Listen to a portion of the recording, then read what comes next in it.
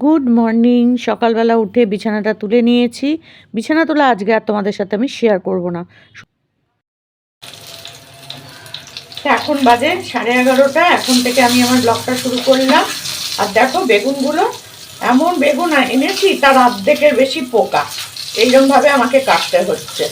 কি বলবো, গোল গোল করে বা মানে একটা শেপ অনুযায়ী যে কাটবো সেই উপায়টা আমার নেই। সব এরকম করে করে আমাকে কাটতে হচ্ছে বেগুন ভাজা খেতে গেলে। তো যাই হোক, বেগুনটা ভাজা করে নেব। বেগুন ভাজা করবো আর এইদিকে বসিয়ে দিয়েছি এই যে দেখো কপি ভাজা করব। কপি ভাজাটাকে একটু গরম জলে ভাপিয়ে নিলাম, কারণ ভেতরে ছোট ছোট পোকা থাকে বাবা, ওই জন্য ওই করে নিচ্ছি। আমার খাওয়া জানো তো, এইসব ভাজাভুজি দিয়েই আমার খাওয়া হয়ে যাবে, কারণ ওই বেশি কিছু রান্না আমার দ্বারা সম্ভব না। আর ভেবেছিলাম যে একটু ফুলকপি আলুর তরকারি করব, কিন্তু তারপরে দেখলাম না, এই গাদাখানিক হয়ে যাবে। একটা কপি তো প্রশ্নই নেই করার। তো ওই জন্য একটু অর্ধেকটা মতন কেটে নিয়েছি, কেটে একটু ভাপিয়ে নিলাম। আর ওটাই আমি আবার ভাজা করব, শুকনো লঙ্কা দিয়ে একটু লঙ্কার গুঁড়ো দেবো, লঙ্কার গুঁড়ো হলুদ টলুদ দিয়ে ভাজবো। শুকনো লঙ্কা তো শেষ, সেদিনকেই তো তোমাদেরকে বললাম যে শেষ হয়ে গেছে, তো আর আনাও হয়নি। তো আজকে আবার বিকেলে আমার বান্ধবীর হাজবেন্ডের জন্মদিন আছে, তো সেই জন্য খাওয়া দাওয়া আছে।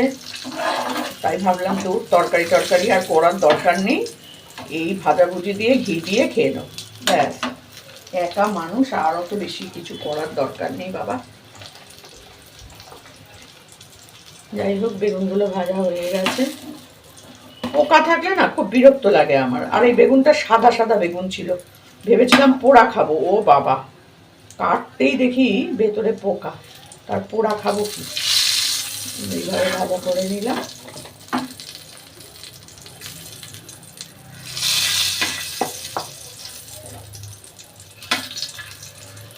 কালকে বাজার থেকে মানে একটু বেরিয়েছিলাম, আসার সময় একটু পেঁয়াজ কলি আরেকটা বড় বেগুন নিয়ে এসেছি। একটা বেগুনের দামই নিল 25 টাকা। বুঝতে পারছো তাহলে বেগুনটা কত বড়? কিন্তু জানি না, আমাকে গ্যারান্টি দিয়েছে যে পোকা হবে না। যদি হয় বলেছে পোকা সমেত আমাকে ফেরত দেবেন। বুঝতে পারছো?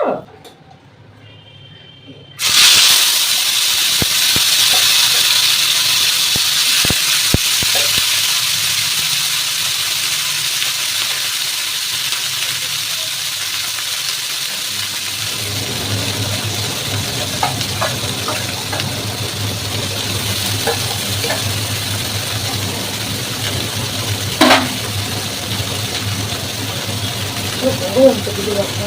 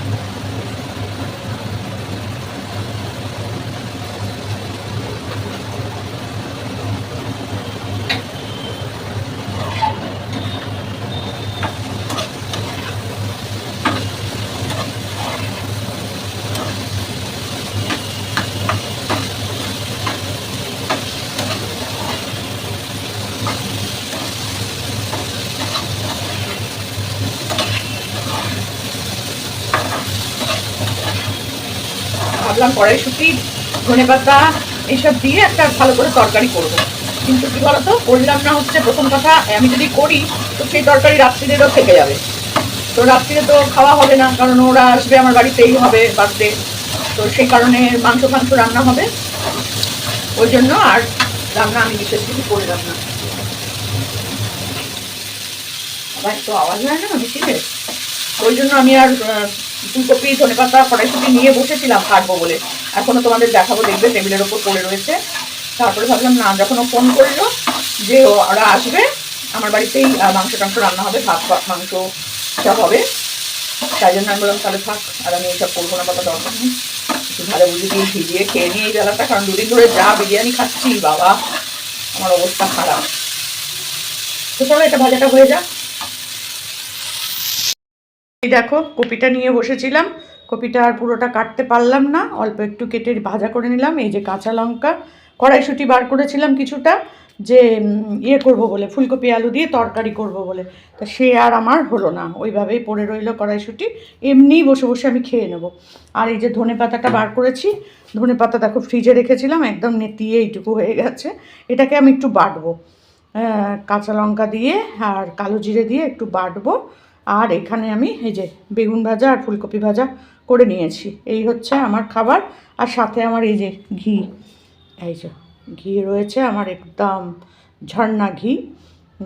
তো এই হচ্ছে আমার খাবার।